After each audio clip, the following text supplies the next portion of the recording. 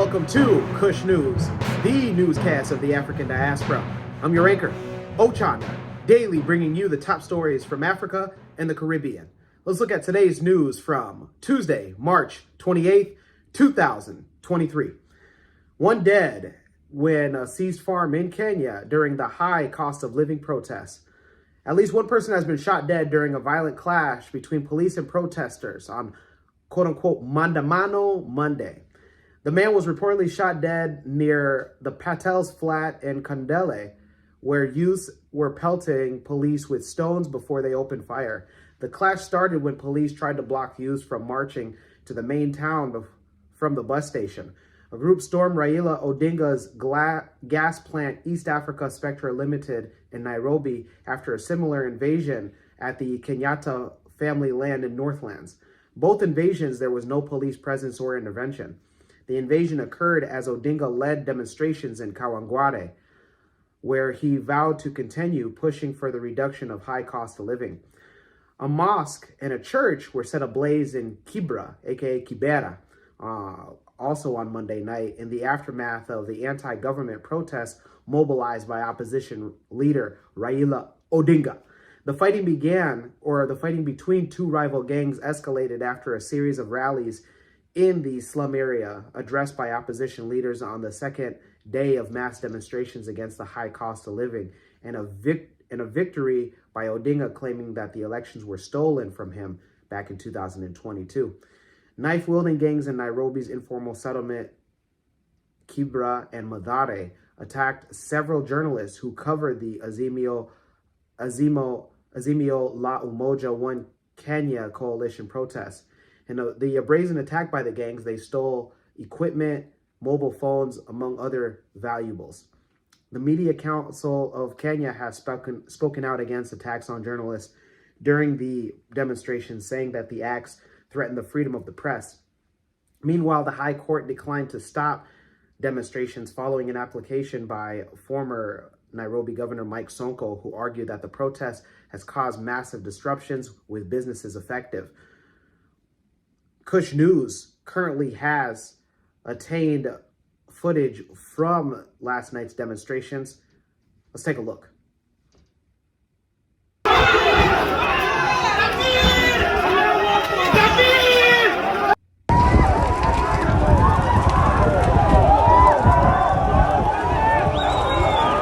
Those scenes are interesting. Currently, President William Ruto of Kenya is in Germany on his European tour, and he has called for calm and peace from the weekly demonstrations. For those in Kenya, let us know where you stand on these things, and also if you are going to continue with Maandamano Monday.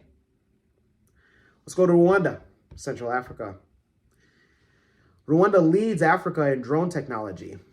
In a world grappling with malaria elimination, Rwanda became the first country in Africa to integrate and deploy drones in most malaria endemic zones of the country. And back in 2019, the government partnered with a solutions team to introduce an innovative approach to tackling the increasing malaria cases, to changes in mosquito behaviors towards outdoor biting, and scaling up irrigation agriculture.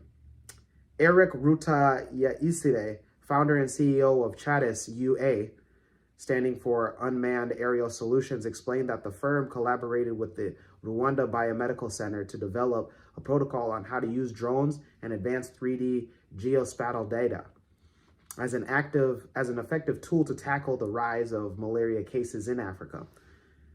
The project's success has led it to expansion and scaling up his activities in several different communities heavily impacted by malaria. Drones are now being used to map mosquito breeding sites, allowing for targeted interventions. Meanwhile, Kenya has rolled out a campaign using its world's first vaccine against malaria in more than 400,000 children against the mosquito-borne disease. Health officials say that malaria kills more than 12,000 Kenyans each year and more than 500,000 people in sub-Saharan Africa. Researchers in Tanzania have started using drones to identify mosquito breeding sites, which are hard to reach, and also having the drones spring insecticides. According to scientific findings, there are more than 300 species of mosquitoes of which 5 of them are spreading malaria in Africa, and 3 out of the 5 are causing malaria in Tanzania. Those in Rwanda and the surrounding areas, let us know, what do you think about the new technology in leading the fight against malaria? Stay in East Africa and go to Uganda. President Museveni has said that Uganda is satisfied with its ties with Russia. In an interview with a Russian news outlet, Museveni commended Russia for its assistance to Africa in its fight against colonialism, noting that since then, the Russians have proved great allies to Uganda. He stated, "Today, we are very satisfied with our cooperation with the Russian Federation, and we only have had a short break after Gorbachev. It was an unstable period in Russia, and we did not cooperate with them then. So we've had a very good relationship with the Soviet Union, and now we have a good relationship with Russia currently." According to Museveni, there are new areas in which the two countries can cooperate as they take their ties a step further. He also stated, "Nowadays, Russia produces plenty of fertilizers, and we see a potential in this area, but we have not implemented it yet. We have the potential in the area for oil and petrochemicals."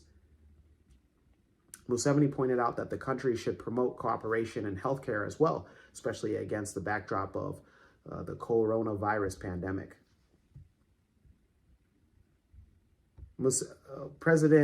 Russian President Vladimir Putin was among the first leaders to congratulate Museveni upon re-election as president back in January of 2021. Uganda and Russia maintain cooperations in the field of defense, education, energy, culture, trade, and investment. Uganda's bilateral trade with Russia has doubled over the past 10 years from 30 million back in 2009 to over 74 million by the end of 2018. Russia and Uganda have specifically cooperated in the defense sector. For example, the Defense Web, a South African-based website which monitors military presence on the continent of Africa, reported that Uganda purchased new military helicopters from Russia. This is because many countries in the region use Russian-made choppers. Those in Uganda, let us know how you're feeling. Also, let us know what is to come from the continued relationship between you guys and Russia. Let's go to the Caribbean, and in some sadder news. The Royal St. Kitts and Nevis Defense Force confirmed that the persons who were rescued this morning from a sinking vessel were Cameroonians and Antiguans.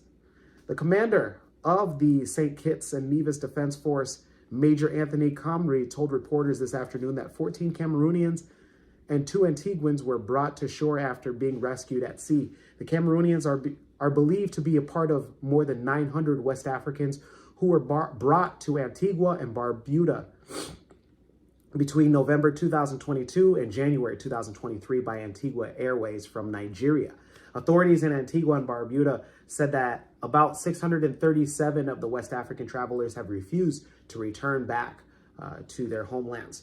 The bodies of the 3 persons that were recovered from the sea are the force has been unable to confirm their nationalities, but they are believed to be West African. Approximately 32 people were on the vessel when it capsized and sank.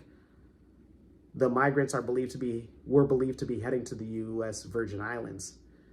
The official also told members of the media that the vessel was used to transport migrants and the vessel was reported to be stolen from Antigua earlier today. The vessel was registered in Guadeloupe, another Caribbean island nation, and had been in Antigua for several days before it was reported stolen. Those in Antigua, Barbados, let us know your thoughts, and our thoughts and prayers of Kush News go out to any of the deceased. Let's keep it in the Caribbean and go to Jamaica. Jamaica's Prime Minister Andrew Holness reaffirmed that the government's commitment to the process of transitioning the country from a constitutional monarchy to a republic. Holness told the Committee of Constitutional Reform at the Prime Minister's office that we must be collaborative. And in spite of the delay in formally establishing the Constitutional Reform Committee, I am pleased that we have all made progress. And I'd like to thank you all today in accepting the government's invitation. Holness stated that the government has made a deliberate decision to build upon the work of the previous administrations in order to move the country closer to a Republican status. Last year, it was Jamaica, through the leadership of Wholeness, that told the British High Royal Court that they will be moving from a monarchy into an independent republic state, following Barbados.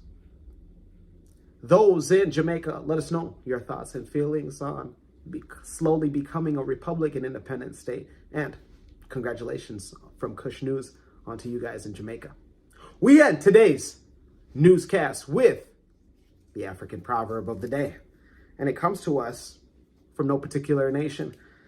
And it reads, I will not waste even one precious second in anger, hate, or jealousy. Once again, I will not waste even one precious second in anger, hate, or jealousy. Wow. Hey, it reminds me of a Nigerian proverb. Well, you know, jealous me, oh. Let me know your interpretations of today's African proverb of the day, as well as your views, comments, and concerns on today's top stories. Don't forget to like, subscribe, and hit that notification bell. That's right. Like, subscribe, and hit that notification bell. We'll let you know on each and every time, and that's every day that we upload an episode here on Kush Convos TV. For Kush News on Kush Convos TV, I'm your anchor, Ochanda. We'll see you next time.